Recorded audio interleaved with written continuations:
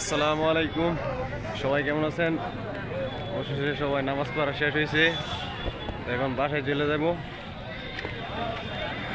সবাই আস্তে আস্তে চলে যাচ্ছে বাসার দিকে। মাঠ পড়া শেষ, এইমাত্র শেষ করলাম।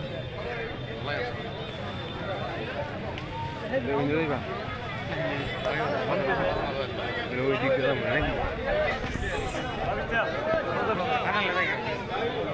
দাদা ঠিক আছে, চলো এদিক দিয়া।